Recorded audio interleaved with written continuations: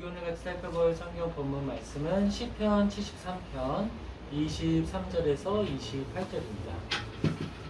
시편 73편 23절에서 28절 우리 같이 한 목소리로 읽겠습니다. 자, 세셨나요? 읽겠습니다. 내가 항상 주와 함께하니 주께서 내 오른손을 붙드셨나이다. 주의 교훈으로 나를 인도하시고 후에는 영광으로 나를 영접하시리니 하늘에서는 주 외에 누가 내게 있으리요 땅에서는 주밖에 내가 사모할이 없나이다. 내 육체와 마음은 쇠약하나 하나님은 내 마음의 반석이시요 영원한 분기르시라. 무릇 주를 멀리하는 자는 망하리니 음녀같이 주를 떠난 자를 주께서 다 멸하셨나이다. 하나님께 가까이함이 내게 복이라. 내가 주 여호와를 나의 피난처로 삼아 주의 모든 행적을 전파하리이다. 아멘. 우리 오늘은 믿음과 영혼의 반석이라는 제목으로 시편 73편 23절에서 28절 같이 살펴보겠습니다. 우리는요 하나님의 은혜로 살아간다고 말합니다. 그렇죠? 그리고 말로 그렇게 할 뿐만 아니라 실제로 하나님의 은혜로 살아가고 있죠? 네? 네, 아멘. 오늘은 6월의 마지막 주일이에요. 벌써 한 해의 절반이 지나갔고 우리는 이 자리에 살아있습니다. 우리는 날마다 하나님의 은혜를 말하고 나누고 있어요. 그런데 그거 아세요? 가장 큰 은혜가 바로 오늘이에요.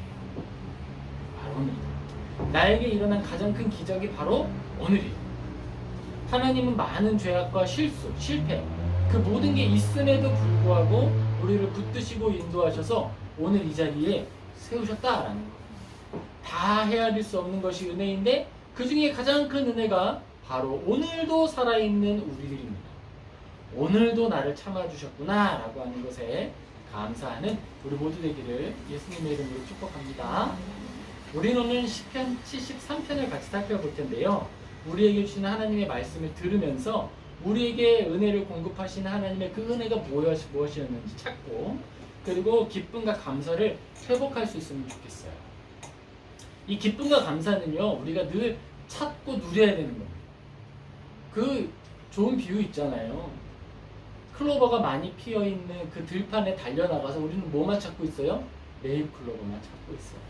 네잎클로버의 의미는 뭐기 때문에? 행운이기 때문에. 그런데 세잎클로버의 의미는 뭐죠? 행복이죠. 수많은 행복을 헤아리지 못하고 그 안에 있었던 행운만 찾으려고 하는 게 우리들의 모습이다. 이제는 우리의 일상에 충만한 기쁨과 감사를 찾고 누리기를 다시 한번 예수님의 이름으로 축복합니다. 시편 73편 1절 같이 보겠습니다. 하나님이 참으로 이스라엘 중 마음이 정결한 자에게 선을 행하시나. 아멘. 이 시편 73편은요 제가 정말 사랑하는 본문이에요. 모든 성경을 맨날 사랑한다고 하죠. 근데 이 시편 73편은 진짜 사랑하는 본문이에요. 여러분에게 권하기는 이 시편 73편을요 그냥 읽고 또 읽고 또 읽고 또 읽으세요. 모든 시편의 종합편이다. 그리고 어떻게 보면 전도서의 종합편이다. 저는 그렇게 생각을 합니다. 이렇게 느끼고 있어요. 제가 이제 하나님 안에서 교회는 열심히 다녔지만 실제로 변화, 회심, 컨버전을 경험했던 그 기회는 바로 이 시편 73편을 읽고 묵상하던 중이었습니다. 우리는 하나님을 신앙하면서 성령님의 감화, 감동을 충만하게 느끼고 누리는 시간을 보낼 때도 있어요. 그런데 모든 날에 성령님의 감화, 감동, 그의 우리 충만하심이 항상 같은 상태로 있는 건 아니라는 거예요. 어떤 순간에는요 하나님을 거의 느끼지 못하는 삶을 살기도 합니다. 근데 시간 순서상으로 하나님으로 충만했던 때가 앞에 있고 그러면 한 번 충만했으면 계속 충만해야 되는데 충만했던 날 후에 또 빈곤한 삶을 살 수도 있다라는 거예요. 그럼 중요한 건 뭐냐? 이미 지나가서 화석이 되어버린 옛날의 그 믿음을 핥으면서 살아가고 있는지 아니면 오늘도 충만한 은혜를 누리며 사는지 그게 중요하다는 거예요. 여러분은 어떠세요? 옛날에 뜨거웠던 믿음의 그날 어디가를 이렇게 손으로 짚으면서 믿음이 있다라고 생각하고 있습니까? 아니면 오늘이 제일 뜨겁습니까? 날마다 뜨거워지기를 축복합니다. 확실한 사실은요, 나의 신앙이 오늘 살아계신 하나님으로 충만하지 않다면 생명력을 잃어버린 신앙이라는 거예요. 아무리 옛날에 부리는 듯한 어떤 기적을 행하고 놀라운 일을 행했더라도 오늘이 아니면 그건 아니라는 거예요. 바로 이 사실을 기억하고 이 평가 앞에서 경각심을 가지고 우리는 돌아보아야 합니다.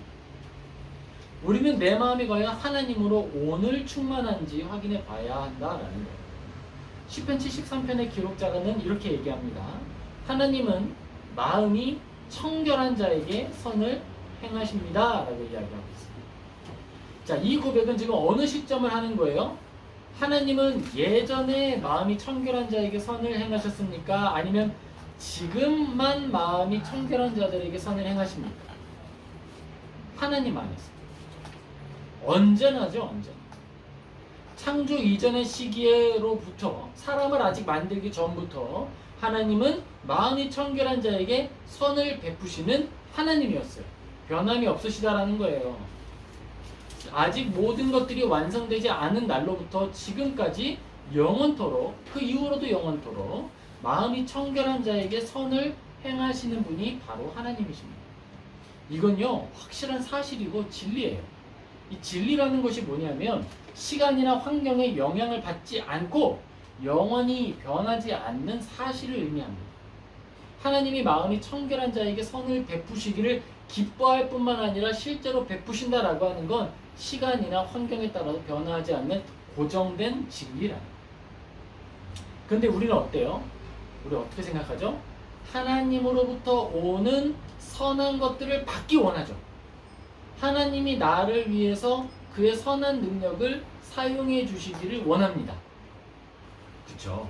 그러면 하나님으로부터 오는 선한 능력을 누리고 받기 원한다라고 우리가 생각한다 그러면 어떻게 행동해야 되는 거예요? 마음이 청결한 자가 되어야 하는 거죠. 물론 우리 안에서 아까 말씀드렸듯이 충만함과 결핍이 반복적으로 나타날 수 있는데 그럼 어떤 상태를 계속 견지해야 되는 거예요? 충만하든지 연약하든지 하나님 앞에 청결하기 위한 수고, 회개, 돌이킴, 그것을 놓치지 않아야 한다라는 거예요. 하나님이 행하시는 그 선함의 주인공이 되기 위해서 우리가 해야 할 일이 있다라는 거예요. 그저 무조건 하나님을 내 편으로 끌어온다라고 생각하는 것이 아니라 오히려 내가 하나님께 합한 자가 되기 위해서 나아가야 할 길이 있다라는 겁니다. 매 순간 죽고 또 매 순간 죽기를 힘써야 합니다. 종교개혁자 마틴 루터는 한 사람의 신학자가 준비되는 과정에서 공부보다 더 중요한 게 있다고 이야기했어요. 그게 뭐였죠? 죽음과 저주라고 이야기했습니다. 왜 그랬을까요? 뭔가 채우기 위한 것으로, 채우는 것을 통해서 그리스도인이 완성되는 것이 아니라 도리어 비워내는 것으로, 심지어 자기의 생명까지 비워내는 것을 통해 그리스도인이 완성된다라고 이야기한다. 그리스도인이 성숙하고 성장하는 일에는 막막한 광야가 달콤한 인생의 열매보다 더 유익하다라고 이야기하고 있는 겁니다. 우리 회심에 대해서 조금 더 생각을 해볼게요. 컨버전입니다. 변화, 다시 태어남의 리본입니다.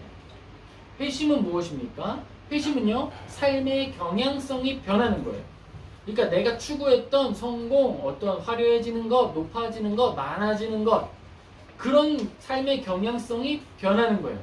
항상 원하는데 내가 원하는 방향이 달라지는 거예요. 삶을 살아가고 가치를 평가하는 방법이 완전히 변화하는 겁니다. 이것은 한순간에 식성과 취향과 입맛이 전환되는 것과 똑같아요. 옛날에는 단 걸 좋아하는 사람이었는데 이제는 핵불닭볶음면을 좋아하는 것처럼 변화하게 되는 거예요. 예전에 좋아했던 미각에 달콤했던 것들이 딱 먹었더니 이제는 너무 지루하고 느끼하고 싫게 느껴지는 거예요. 죄의 미각으로부터 선의 미각으로 바꾸어지는 것, 그것이 바로 완전한 변화, 회심인 겁니다. 근데 이 회심은요, 미각의 변화이지 충만함의 척도가 아니라는 게 중요한 거예요. 회심했다 그래서 항상 충만한 게 아닙니다. 미각이 변한 거죠. 그러면 회심한 사람은 무엇을 느끼게 될까요? 예전에는 단 거 먹고 배 채웠거든요. 이제 회심한 상태에서는 단 거 먹으면 배가 안 차요. 그걸로 배를 채워야겠다는 생각이 안 들어요. 그래서 뭘 먹게 됩니까? 다른 음식을 찾게 되는 거예요. 다른 음식으로 배부르게 되기를 원하게 되는 거예요. 그리고 진정 배부르게 됐을 때 충만함을 누리는 겁니다. 그런데 이 배부름을 누리는 방식과 세상을 살아가는 방식의 이 음식의 내용물이 달라요. 영양가가 달라요. 예전에는 세상에서 힘있게 살고 다른 사람들을 억압하고 성과를 만들어내는데 좋은 음식물을 취했어요. 예를 들자면 뭐 분노 같은 것들. 근데 이제는 선함, 사랑, 나눔, 섬김, 온유, 절제 이런 것들을 양식으로 취하고 이런 것들을 좋아하게 되다 보니까 이런 도구들을 통해서 나타나는 힘은 세상을 사는 데에 크게 도움되지는 않는 것 같더라. 그게 우리가 느끼는 어려움이 되는 거죠. 예전에는 말 안 듣는 사람 크게 물어가지고 내 말 잘 듣게 하거나 나한테 감히 까부는 사람들 크게 물어가지고 말 잘 듣게 만드는 일에 능숙했어요. 그것도 거리낌이 없었어요. 내가 늘 먹는 게 분노인데 그 중에서 한 스푼만 사용하면 모든 게 해결됐다고요. 그런데 이제는 온유, 절제, 겸손 이 모든 것들을 사용하다 보니까 어떻게 돼요?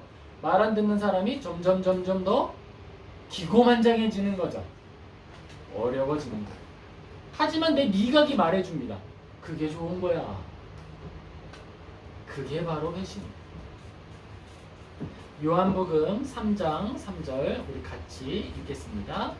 예수께서 대답하여 이르시되 진실로 내게 이르노니 사람이 거듭나지 아니하면 하나님의 나라를 볼 수 없느니라. 아멘.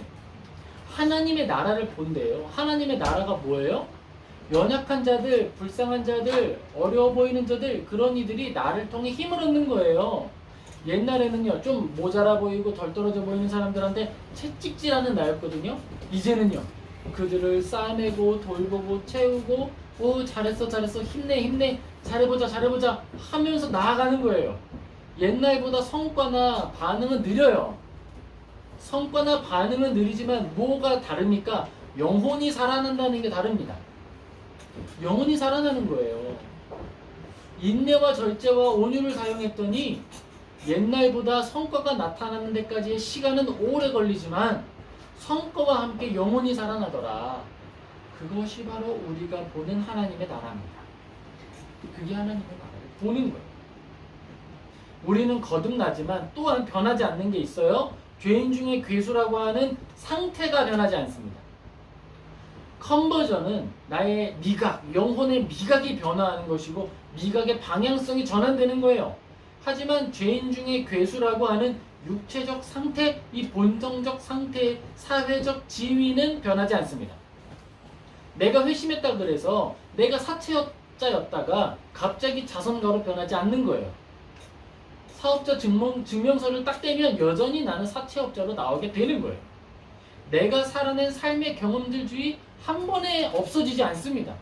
옛날에 내가 채찍질을 잘했었고 옛날에 내가 정말 미움이나 분노를 양식 삼아서 성과를 만들어냈다라고 하는 인생의 경험이 변하지 않아요. 그게 다른 점입니다. 우리가 오해하는 게 있어요. 회심하면 예전의 경험들까지 싹 말소되는 줄 알아요. 하나님 앞에 이전에 지었던 죄들은 서류상 없어집니다. 그런데 그 서류상 말소와 실제적 소유는 다른 거예요. 서류상으로는 하나님의 아들이며 의로운 자가 되었고 그리스도인이 되었는데 경험적으로는 뭐예요? 경험적으로는 여전히 일곱 귀신 들렸던 자였고 여전히 세리였고 여전히 죄인이었어요. 그럼 이제 뭐가 필요한 거예요? 이 미각을 따라서 새로운 경험을 쌓아갈 시간이 필요하다는 거예요. 새로운 경험을 쌓아야 하고 새로운 커리어를 쌓아가야 하는 것이죠. 채찍질의 커리어가 아니라 선을 행하는 커리어를 쌓아가고 그 안에서 훈련되어야 하는 겁니다. 예수님을 믿는다라고 하는데 선함의 커리어가 쌓이지 않는다면 그는 변화한 적이, 믿은 적이, 하나님을 따른 적이 한 걸음도 없었다는 거예요. 내 안에 인내가 자라고 있는가? 선함이 자라고 있는가? 온유 절제가 자라고 있는가? 바로 그것이 중요한 거예요. 그 경험이 나에게 얼마나 쌓여 있는가, 그것이 내가 그리스도인으로서 걸어간 인생 여정이 되는 겁니다. 그게 중요한 거예요. 왜냐? 내가 새롭게 태어났는데 새롭게 태어난 자로서 변화된 삶을 경험해보지 않았다라고 하면, 그러면 내가 변화된 사람일까요? 아니죠. 세리가 예수 그리스도를 모시고, 삭개오가 모시고 같이 가서 식사도 하고 다 했어요. 근데 내일 살아낸 삶이 어제와 똑같아. 그러면 그는 그대로 삭개오죠. 그런데 그가 돌이켜서 새로운 경험으로 나아가고 육체의 손해가 되더라도 새로운 경험을 추구하며 나아갔을 때 그는 이전의 삭개오와 다른 삭개오가 된 거예요. 물론 그가 살다 보면 또 실수할 수 있겠죠. 실수할 겁니다. 하지만 무엇이 중요한 거예요? 이제 그 경험을 반복해 나가기 시작했다는 게 중요한 거예요. 내 본성이 완악하고 거칠고 잔인하다면 거듭난 후에 성장해야 할 출발점이 그 잔인함과 그 거칠고 악한 본성으로부터 시작하는 거예요. 아유, 그게 나쁘다는 게 아니에요. 죄인이고 악인이고 감옥에 들어가고 많은 죄를 지었던 사람이 회심할 수 있지요. 회심할 수 있어요. 회심해야 됩니다. 그런데 그가 성장해야 할 출발점이 그 자리로부터 간다라는 거예요. 출발점이라는 거예요. 거기에 멈춰서서 그대로 있으면 돼요? 안 된다는 거예요. 그대로 멈춰 있지 말고 자신만의 속도로 발음질해야 된다. 달리기를 시작해야 된다라는 거예요. 목적지가 어디까지일지, 내가 어디까지 달려갈 수 있을진 몰라요. 과연 남들처럼 41.19km를 달릴 수 있을지, 아니면 내 인생 여정이 한 10km 정도 달렸을 때 하나님이 오라 해서 부름받아 가게 될지는 몰라요. 남들은 정말 훌륭한 마라토너처럼 달릴 때 나는 3살 어린아이 같아서 내 발로 엉금엉금 기어가니까 효율이 안 나오겠죠. 그렇게 될 수도 있어요. 그런데 뭘 포기하지 않는 게 중요한 거예요? 그 여정을 포기하지 않는 게 중요한 거예요. 거듭나면 즉시 성화, 즉시 예수님처럼 완전히 변화되어서 장성한 한 사람의 그리스도인으로 나아간다는 것이 아니다. 그때 응애 하고 태어나는 거죠. 응애예요 하고 태어났으면 그 자리에서 젖도 먹고 이유식도 먹고 힘을 내서 가야 된다. 걸어가야 된다. 나아가야 한다라는 거예요. 이유식 먹으라고 예수님이 이유식도 준비해 주시고 젖 먹으라고 예수님이 젖도 준비해 주셨는데 제가 어찌 감히 젖을 먹겠습니까? 이러고 버티면은 아이가 어떻게 될까요? 그렇죠. 죽죠. 성장할 수 없고 앞으로 갈 수 없어요.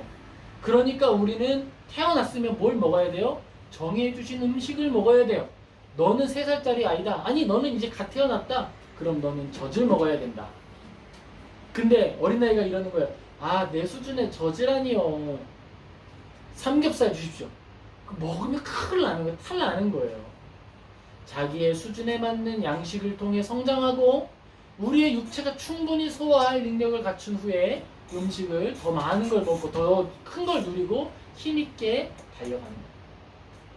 성경이 가르치는 이 신앙의 믿음의 성숙은요, 사색적 지혜입니다. 이 사색적 지혜라는 건요, 그냥 머릿속에 집어넣는다고 습득되는 지혜가 아니라는 거예요. 머릿속에 집어넣는 것이 아니라 그걸 묵상하는 거예요. 하나님은 선하시지. 근데 세상은 왜 저 모양이야? 예수 그리스도께서 나를 아들이라 부르시고 나를 대신해 죽으셨지. 근데 나는 왜 이 모양이야? 이상과 실제의 괴리를 묵상으로 채워가는 거예요. 그러면서 우리의 마음이 바다와 같이 넓어지고 이해의 지평이 깊어지고 다른 사람들을 용납할 수 있게 되는 겁니다. 내가 죄인 중에 괴수인데 어찌 다른 사람을 내가 폄하할 수 있을까? 이 마음을 모른다는 건 뭘 모르는 거예요? 이 마음이 없다는 건 내가 죄 용서를 받은 적이 없다는 거예요. 왜요? 내가 세리이고 내가 죄인이고 살인자이고 악한 자라는 사실을 모르면 죄를 고백할 수가 없고 죄를 고백할 수 없으면 회개한 적이 없는 거예요. 진정으로 죄를 회개했다면 나 같은 죄인을 용서하신 게 주님이신데 어찌 내가 저들에게 돌을 던질 수 있을까? 예수님이 말씀하시죠. 현장에서 가늠하다 잡힌 여인을 두고 예수님이 말씀하십니다. 죄 없는 자가 먼저 치라. 그때에 순수하게 돌 들고 찍는 사람이 있다면 그건 뭐예요? 내가 의인인 줄 생각하는 사람인 거예요. 예수님이 땅에 무엇인가를 쓰라고 하셨어요. 누구든지 돌 들고 오면 죽는다라고 쓰신 다음에 들고 와서 찍으라 이렇게 한 게 아니죠. 십계명을 쓰셨다라고 우리는 이해하고 있어요. 십계명 앞에 죄 없는 자가 먼저 돌을 던지라. 그랬더니 어떻게 됐습니까? 모든 이들이 양심에 찔려하며 떠나갔습니다. 그게 우리의 상태예요. 그래서 사색적 지혜다라고 부르는 거예요. 그 사색적 지혜는 무엇을 만들어내는 거예요? 온유, 인내, 절제를 만들어내는 거예요. 나보다 저들은 못하니까 내가 채찍질해야 되고, 저들은 나보다 덜 배웠으니까 내가 발로 차서라도 교회 갈 수 있도록 만들어야 되고, 내가 멱살을 잡고 캐리를 해야 되고, 이런 생각을 하는 게 아니에요. 그건 저주받은 생각이에요. 그건 잘못이에요. 우리는 어떻게 하는 거예요? 손잡고 같이 가자 하는 것이고요. 울고 있는 자들 눈물 닦아주는 것이고요. 내가 혼자 41.19km 완주할 수 있다 하더라도 이웃과 함께 가기 위해서 그를 업고 10km 가고 만다 하더라도 그 길을 가는 거예요. 더디 가더라도 함께 가기를 힘쓰는 거예요. 사랑해 주는 거예요. 이해하는 거예요. 그것이 바로 믿음의 여정입니다. 신앙의 여정에서 제가 말씀드리는 건 한 가지 사실을 확실하게 말씀드리는 거예요. 신앙의 낙심은 반드시 찾아온다. 낙심이 뭐예요? 넘어짐이죠. 실망입니다. 쓰러지는 거예요. 아이고. 예수님 먼저 가세요. 저는 글렀어요. 나는 글렀어. 먼저 가. 그게 아니라는 거죠. 그랬다면 예수님이 어떻게 하는 거예요? 딱 앞에 가셔가지고 저 앞에 있는 음료 가지고 와주시는 거예요. 그리고 옆에 기다려주시는 거예요. 신발 벗고 모래 빼. 그리고 무릎도 털고 좀 쉬어봐. 호흡도 다시 하고. 준비됐어? 다시 가자. 예수님은 그렇게 하시는 거예요. 넘어집니다. 쓰러집니다. 하지만 아주 엎드러지지는 않습니다. 그게 우리의 상태예요. 우리는 그거예요. 살아가면서 자신의 끝없는 완악함을 마주하고 끝없는 악을 마주하고 야 내가 좀 나은 사람인 줄 알았는데 엉망진창이네. 그걸 발견하는 게 인생의 여정이에요.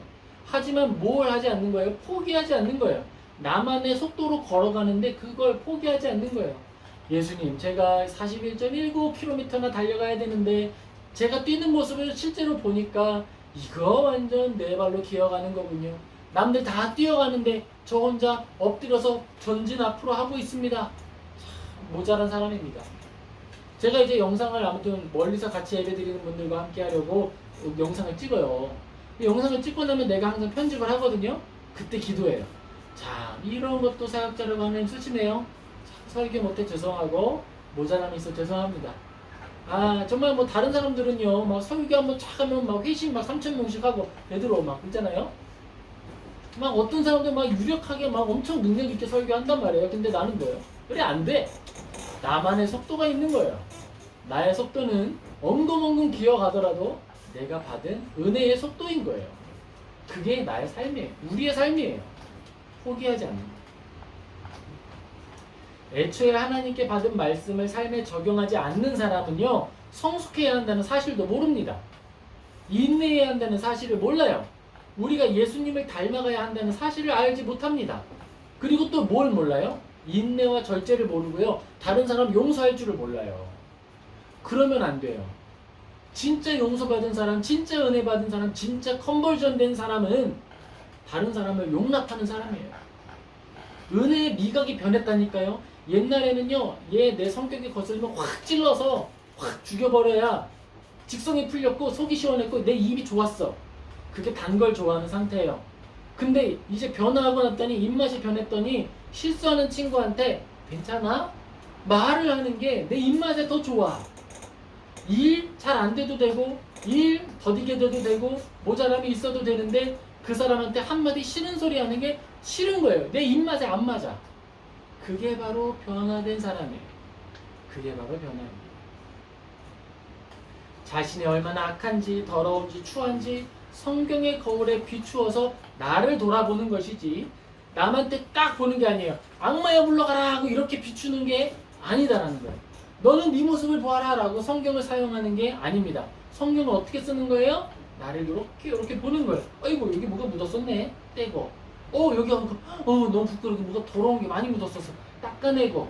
그게 거울을, 이 성경을 사용하는 방식인 거예요. 죄인 중에 괴수라는 말과 입이 딱 떨어지는 죄 외에는 나에겐 발견할 수 없는 게 우리들입니다. 그렇기 때문에 사도 요한은 우리가 스스로 죄 없다라고 말한다면 그 속에는 뭐가 없다? 진리가 없다 라고 말을 했던 거예요. 그럼 우리를 낙심시키는 원인은 뭘까요?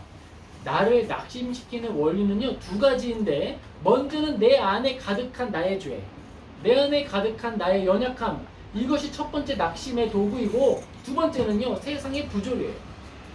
이 시편의 기록자는요, 세상에 가득 찼던 부조리 때문에 실족했어요. 시험에 들어버렸어요. 세상에서 악인들은 어려움이 없고 두려움도 없고 죽을 때에는 고통도 없어요. 없는 것처럼 보이는 게 아니라 실제로 없다고 말합니다. 시편 73편 3절에서 4절 같이 읽겠습니다.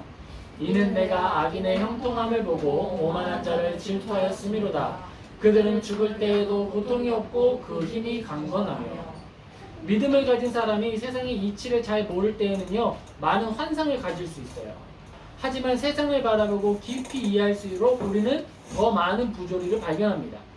내가 세상에서 경력을 갖는다, 내가 사회에서 높은 지위를 갖는다라고 하는 건 뭘까요? 세상의 어두움으로 더 가까이 간다라는 것과 똑같은 거예요. 그 안에서 우리가 빛을 잃어버리지 않는 게 중요한 거예요. 깊은 어둠의 심연에서 가장 작은 빛이라도 빛을 잃어버리지 않고 비추어내는 것이 우리의 역할이 되는 거예요. 시편의 기록자는 어두움을 바라보았고 그 어두움 속에서 많은 부자들이, 많은 악한 자들이 시험을 망치 않고 살아간다는 사실 때문에 실족했어요. 믿음을 가진 사람이 학생일 때 환상을 가질 수 있어요. 제가 어떤 대학생을 아는데 그가 이러는 거야. 아니 도대체 왜 전도 못하는 거냐.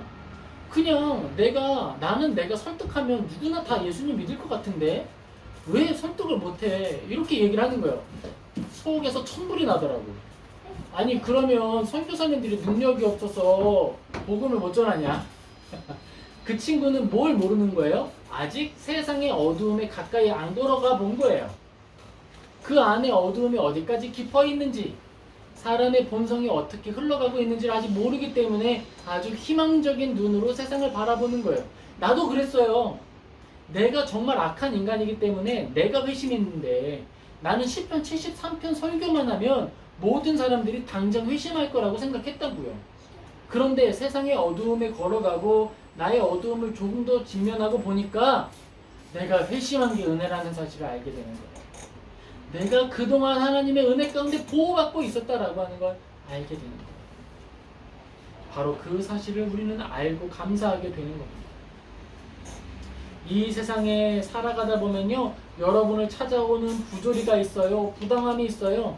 나는 내 힘을 다해서 열심히 일했거든요. 그런데 팀장이 자기 살기 위해서 뭐라고 말해요? 얘 때문이야 라고 말하는 거예요. 내가 살기 위해 다른 사람을 죽이는 게 사회의 원리입니다. 악의 창궐함을 마주할 때에 우리는요, 이렇게 생각하는 거예요. 딱 한번 따라해 봅시다. 그럴 수 있지? 이게 세상을 사는 사랑의 원리예요. 이 한마디로 모든 걸 탁 털어내는 거예요. 또 한번 해볼까요? 그럴 수 있지? 네, 이거예요. 이 말로 툭 털어내고 또 걸어가야 하는 거예요. 아유, 저분이 그럴 수 있지? 아, 저분들은 그럴 수도 있지? 툭 털고 또 가고 툭 털고 또 가는 거예요. 거기에다 대고 어떻게 그럴 수가 있어? 이러는 순간 방향이 달라져요. 그럴 수 있지로 걸어가는 길과 어떻게 그럴 수 있어 라고 걸어가는 길은 완전히 다른 길입니다. 우리는 늘 선한 길로 가야 되는 거야. 툭 그럴 수 있지, 툭 걸어가고 툭 그럴 수 있지 걸어가는 거야. 아주 분명하고 확고한 죄의 통행에서 썩어지지 않는 찬란한 진리가 피어나는 거예요. 하나님 어떻게 세상에 악한데 나를 거기로 보낼 수 있습니까?가 아니라 하나님 이 세상의 토양으로부터 생명이 피어나게 하시려고 나를 심으셨군요. 그래서 내가 미랄이 되어서 썩어져야 하는 거군요. 그럴 수 있지라고 말을 할수록 우리는 썩어지는 거예요. 그렇게 썩어지면 세상으로부터는 변두리로 갈 수밖에 없겠죠. 왜냐면 손해보니까.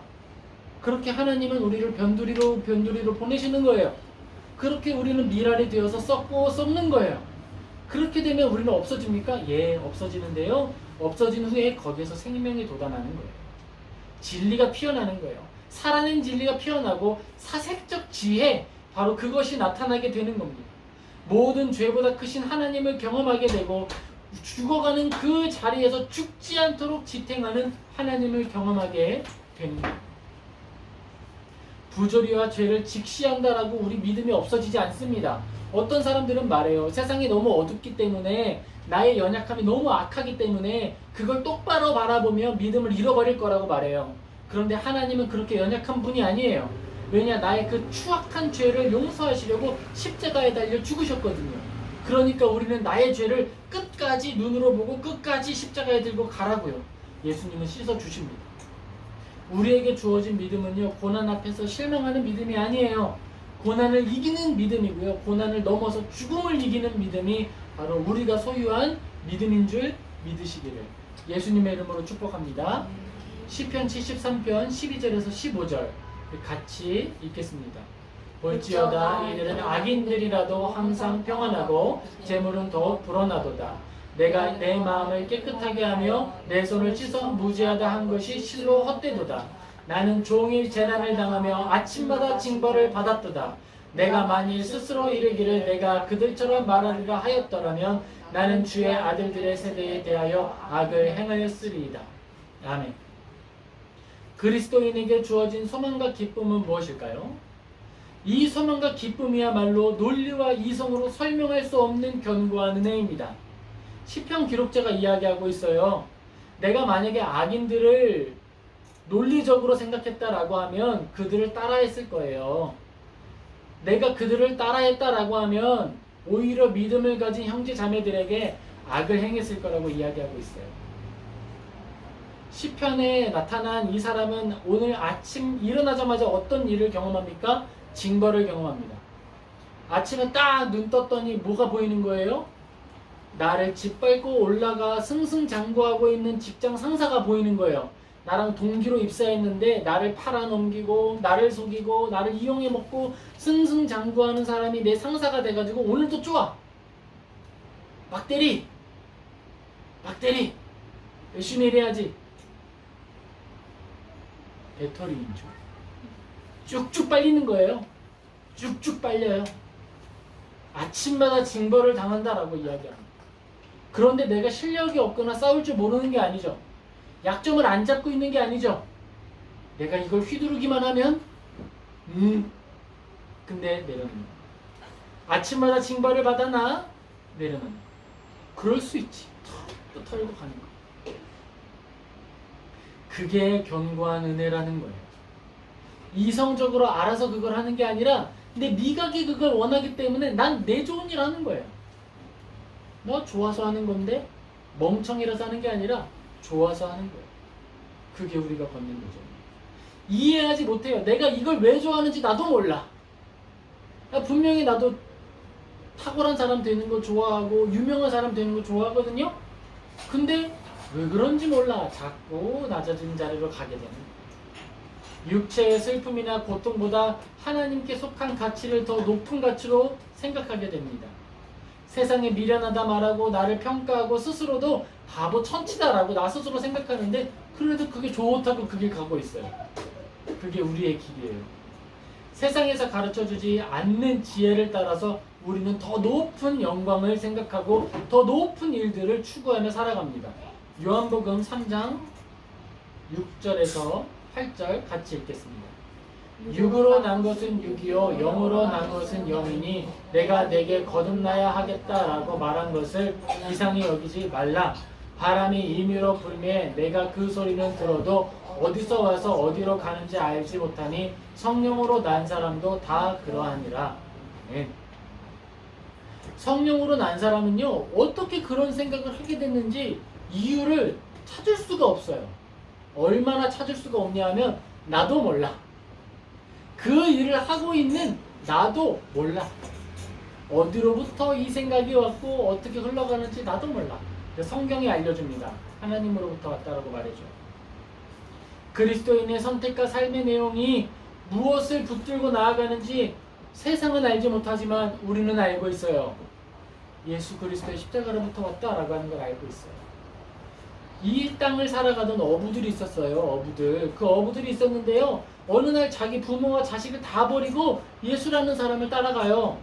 그런데 말합니다. 나 높은 자리 갈 거야. 나 제대로 된 걸 잡았어. 이제 내가 이 사람 따라가기만 하면 나는 정부에서 한 자리 차지하게 될 거야. 새 정부에서 호의호식 할 거야. 라고 생각했어요. 근데 결국 어떻게 됐어요? 그들이 따르던 예수도 죽었고 예수를 따르던 제자들도 다 핍박받아 죽어버렸습니다. 세상이 바라보는 믿음의 여정은 그런 거예요. 세상 미련하고 바보 같은 짓 아닙니까? 그 사람들을 설득했던 논리와 가르침이 무엇인지 세상은 알 수가 없어요. 예수님이 무엇 때문에 이 땅에 와서 그렇게 십자가에 달려 죽었는지 세상은 몰라요. 어부들이 다 가족도 버리고 돈도 버리고 그렇게 따르다가 왜 다 그렇게 흩어져서 죽었는지 세상은 몰라요. 그러나 우리는 오늘 알 수 있습니다. 세상은 재물을 탐하고 더 많은 자랑할 것들과 더 높아지는 것들을 추구하는데 우리는 그런 것들에 관심이 없어요. 헤헤하고 바보같이 웃으면서 이웃을 사랑하고 더 사랑하는 길을 따라 걸어가는 거예요. 그런데 유일한 고민이 우리에게 하나 있습니다. 유일한 고민은 뭘까요? 내 안에 사그라들지 않는 죄에 대해서 하나님 앞에 들고 나아가는 게 유일한 고민이에요. 세상 사람들이 볼 땐 진짜 착하게 살았거든요. 세상 사람들이 볼 땐 진짜 잘 살았어요. 근데 그들이 더 고민해. 어떻게 하면 더 잘할 수 있지? 어떻게 하면 더 예수님 닮아갈 수 있을까? 더 고민해. 분명히 충분히 선한 여정을 걸어가고 있거든요. 근데 말해요. 나는 왜 이렇게 빨리 못 달릴까? 왜 난 엉금엉금 기어가기만 할까? 세상 사람들이 가지 못하는 길이라 다들 놀라는데 근데 우리는 그 안에서 더 열심히 다름질하기를 노력하고 있다. 시편 73편 13절과 14절 같이 읽겠습니다. 내가 내 마음을 깨끗하게 하며 내 손을 씻어 무죄하다 한 것이 실로 헛되도다. 나는 종일 재난을 당하며 아침마다 징벌을 받았도다. 시편의 기록자는 내가 다시는 이렇게 미련하지 살지 않겠다. 나는 고통을 당했다라고 말하면서도 말은 이렇게 하거든요. 근데 실제로 어떻게 해요? 이 일을 포기하지 않아요. 내가 다시는 하나님의 일을 말하지 않을 거야. 내가 다시는 선한 길 가지 않을 거야. 내가 나를 이용해 먹는 직장 상사에게 제대로 된 공격을 한번 해보겠어 라고 생각을 막 해요. 부들부들 떨어요. 그런데 실제는요. 넘어갈까? 이상하게 손해를 봐도 기쁘고요. 손해가 아닌 것처럼 느껴져요.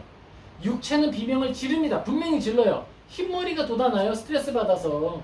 흰머리가 돋아나고 막 스트레스 받아서 몸이 아파. 그런데 또 참고 또 사랑하며 걸어가요. 바짝 마른 풀처럼 바스라지는데 내일 또 그 일을 합니다. 피곤해 죽겠는데 찬양을 듣고 꾸벅꾸벅 졸면서도 성경을 읽습니다. 제가 여기 앉아.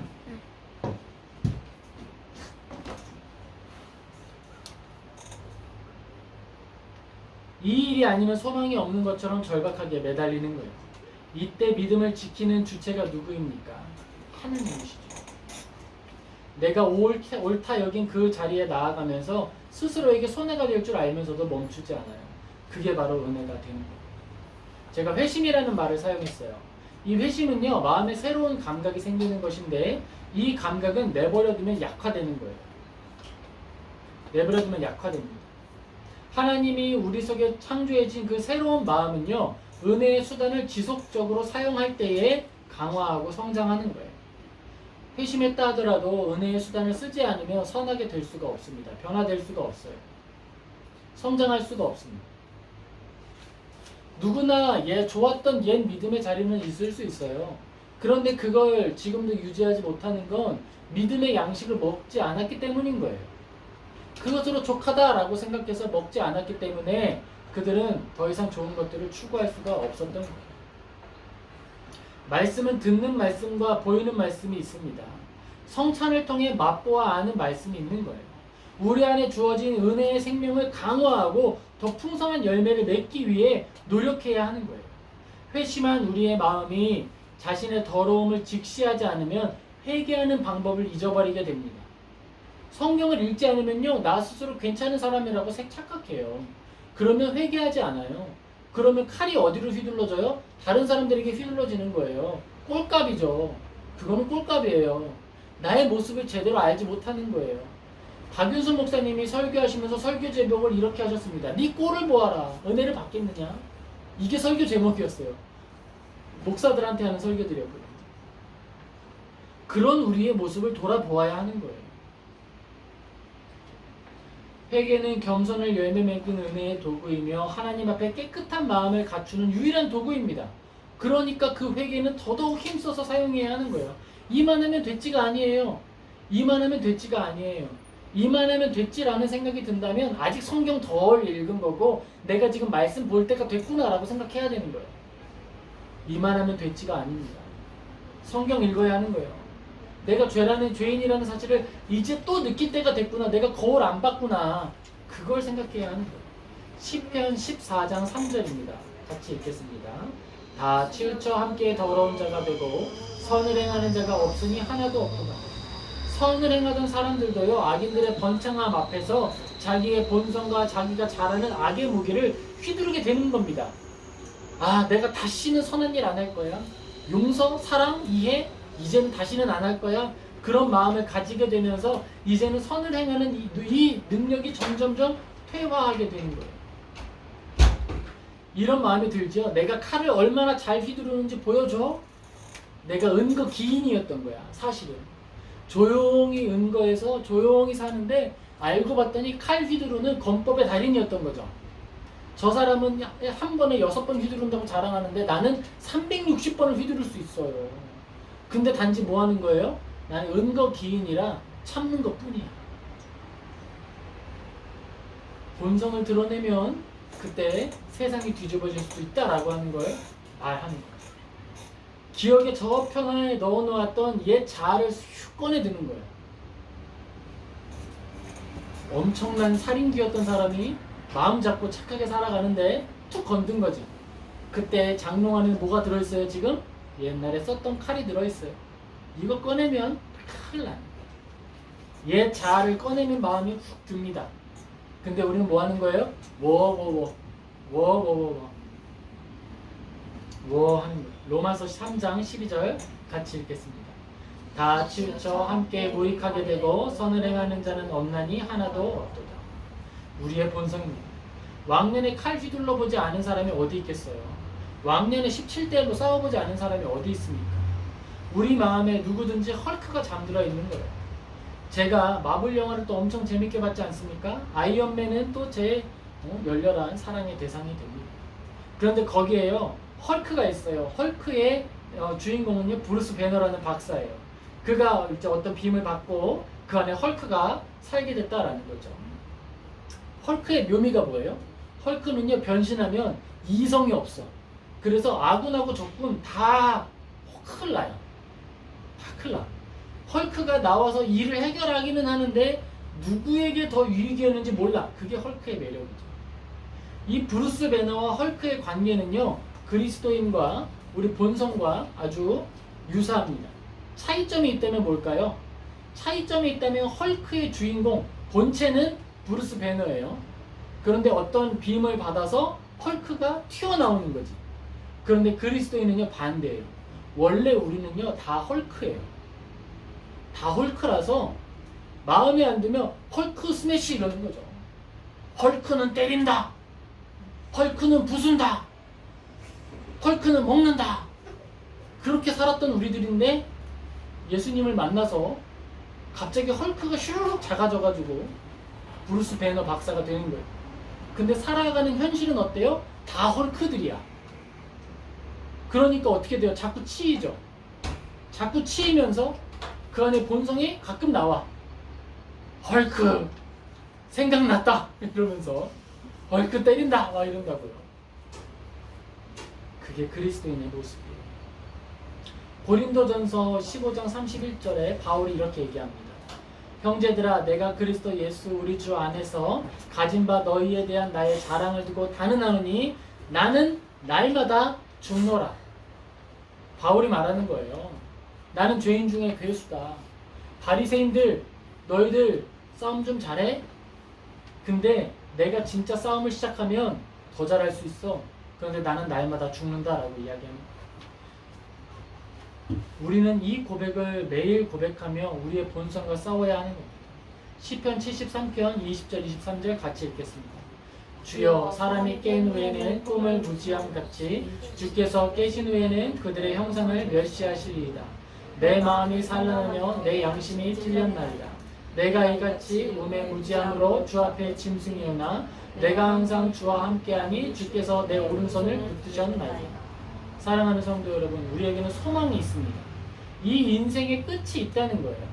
우리는 흙으로 돌아갈 것이고 멈추지 않는 것 같은 죄의 충동은 사라지게 될 거예요. 시편 73편의 기록자는요, 사는 날 동안에 이 고민과 성경적 사색을 멈추지 않았습니다. 그러므로 믿음을 가지고 계속 나아갈 수 있었던 거예요. 이 세상에 유일한 진리인 성경이 우리에게 이야기하는 겁니다. 성경을 믿지 않고 하나님을 믿는 일이, 성경을 믿지 않고 사는 사람들이 우리는 더 신기하게 보여요. 어떻게 이걸 안 믿지? 어떻게 여기서부터 위로를 얻지 않고도 살아갈 수 있지? 우리는 예수 그리스도를 통해 위로함을 얻으며 살아갑니다. 시편 기록자가 말합니다. 내 마음이 산란하며 내 양심이 찔렸나이다. 내가 주님 앞에서 짐승과 같았습니다. 그렇게 우리는 나아갑니다. 우리의 모습을 성경을 통해 늘 새롭게 발견하고 하나님의 은혜를 따라 나아가는 저희 모든 성도님 되시길 예수님의 이름으로 축복합니다. 아멘. 우리 같이